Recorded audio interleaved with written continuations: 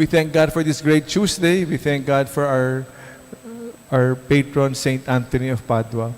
There is a famous painting supposedly by Michelangelo when he was about 12 or 13 years old. No? Are you familiar of the painting, The Torment of Saint Anthony? He is up in the air, tinotorment siya ng, I think, 9 devils, no?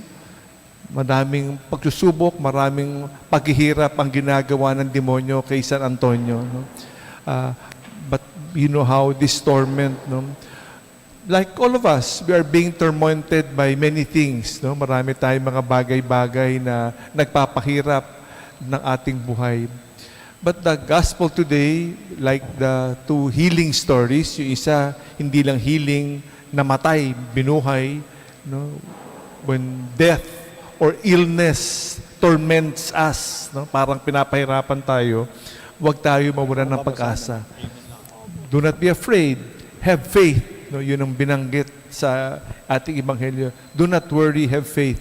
There are many trials that come our way in this year of hope. No? Let us not despair. Despair is lack of hope, the absence of hope, no, walang pag-asa. Meron, no, meron. Kahit na the ultimate torment is death. But even then, we all believe. No, we have to believe. It is the girl is not dead. She is asleep. No? We believe. We have to believe in faith. No? Para sa mga yumao natin na nauna na sa atin, we have to believe in faith. Even death itself is not the ultimate end.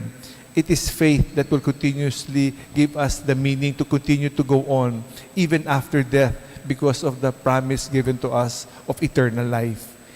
We have to believe. No? We have to believe. Kaya yung salitang talita cum, no, which means arise, no? She is not dead, she is asleep. Arise para sa mga nahihirapan na bumangon sa ating mga pagkailipin, sa mga torments na nangyayari sa ating buhay. We have to believe, no? We have to rise from all these difficulties. Huwag mawalan ng pag-asa. There is a place in Alfonso Cavite called Talita Cum, no? Headed by Father Giovanni Gentilin. No? He is an Italian Canossian priest, a dear friend of mine who has this place. He runs this place, no?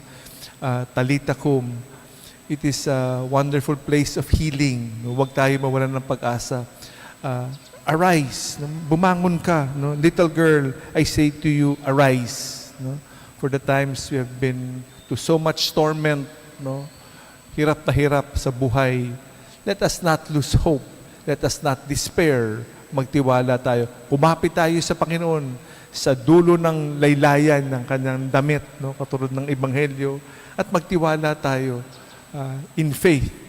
In faith, only in faith, will we be healed by the love of Christ. Only in faith will the dead be brought back to life. Amen.